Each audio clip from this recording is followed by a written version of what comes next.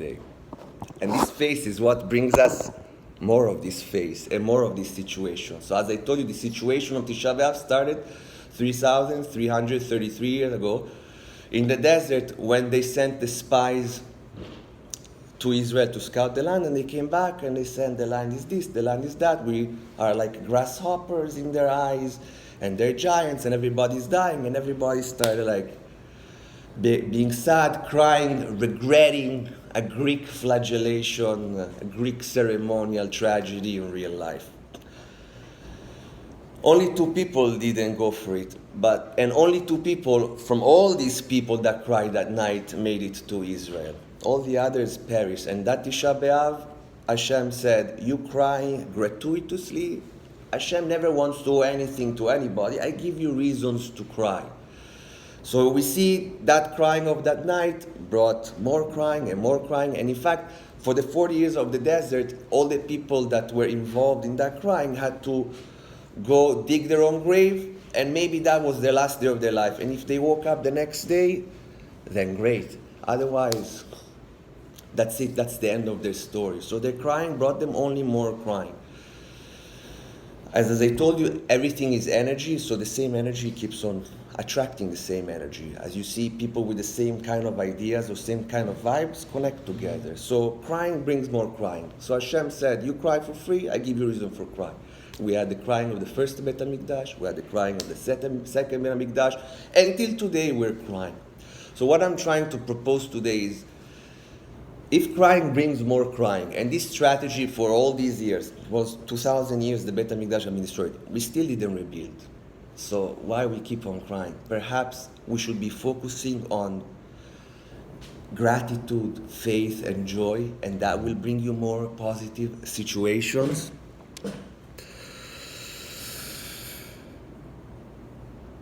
Crying and more crying, it's true, we don't have our holy sanctuary to experience divinity, but Hashem's presence in our life is now more than ever. Does it make sense that for one time our ancestors cried in the desert at bad news? The consequence is a punishment perpetuating for thousands of years. What after all did they do? What after all do we do every day? Put a long face and cuss our lives? F my life, everybody says. That bring more good situation or brings more terrible situation? This warrants such a punishment of tragedy and destruction till this day. I can't find in the Jewish religion another parallel, another thing that you cannot fix. Only this. My logic leads me to believe this has to be the worst, since it has the most severe punishment, crying. You cry, more cry. Other sins I see a way out. There's a reparation, there's the tshuva, sacrifices, atones. But for crying, 3,300 years on a loop.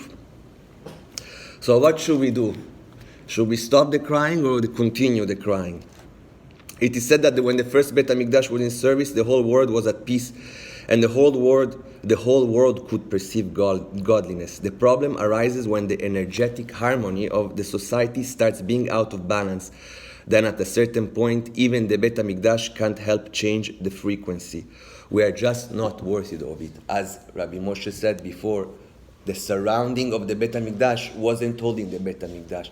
What exactly do they do, by the way, in the Bet HaMikdash that we cry out for it so much? What are they doing?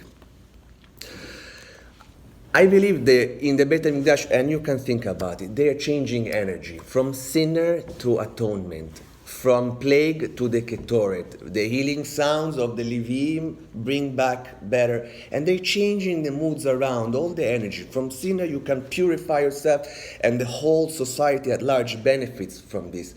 But when everything else around it is crooked, and we get a glimpse of this crookedness in the Talmud in Masechet Gittin, that deals with divorces. Now I want to also say something. On the happiest day of our life, the day of our wedding, after the chuppah, we break the glass and remember the destruction of the Bet HaMikdash. But then on the saddest day, Tisha B'Av, we don't remember the rebuilding of our lives and the buildings, the foundation that we build and the prospect of happiness. I wonder why. So in Tractate Gittin, we get a glimpse of this. We have 2 stories, but the main story is that of Kamsa and Bar Kamsa. in which there is a big wedding by a prominent man, and he says to his servant to invite such kamsa, and the servant makes a mistake and invites bar kamsa. As if in our community, someone says, please invite Mr. Hakimi, and invites Mr. Hakimian. Mr. Hakimian shows up, and this bar kamsa was the sworn enemy of the host. The host discovers Bar Kamsa is here and says, throw him out. Bar Kamsa, in order to save his face, says, I'll pay for the entire wedding. But the inflexible host has him thrown out, and all the rabbis were there acquiesced and let it be. So Bar Kamsa, filled with hatred and resentment, goes and tells the emperor that the Jews are rebelling. And then that leads a cause and effect, etc. But this is not the main cause. This is just the thing that tilted everything, the domino effect. The whole energy of the people around it wasn't. If even the rabbi were acquiescing to such a thing, nobody said anything, nobody stood up, then how can the Beit HaMikdash even save us? We have to save ourselves. This is not going to be enough. The energy is so crooked and so destroyed that doesn't even work. And we take another page from the Talmud about Tisha B'Av on Tractate Makot, page 24b, where we have the story of Rabbi Akiva and his three prominent colleagues. And now I'll connect the story of Bar Kamsa and Rabbi Akiva. Rabbi Akiva and his three prominent colleagues are walking the ruins of Jerusalem, and as they approach Mount Scopus and experience desolation, the three start crying, more crying, while Rabbi Akiva laughs to himself. As they reach the Holy Temple Mount, they notice a fox coming out of where once stood the Holy Temple, and they start crying even harder, woe to us, woe to us. But not my hero, Rabbi Akiva. He's laughing and laughing to himself. Akiva, what are you laughing, they say, to which he answered, I'm glad we witnessed this now. I know the prophecy of Zechariah about rebuilding and redemption will come through, given we can clearly see Uriah's prophecy of destruction manifested. And the three says, Akiva, you console us. Akiva, you console us, they replied. And this concludes that Gemara.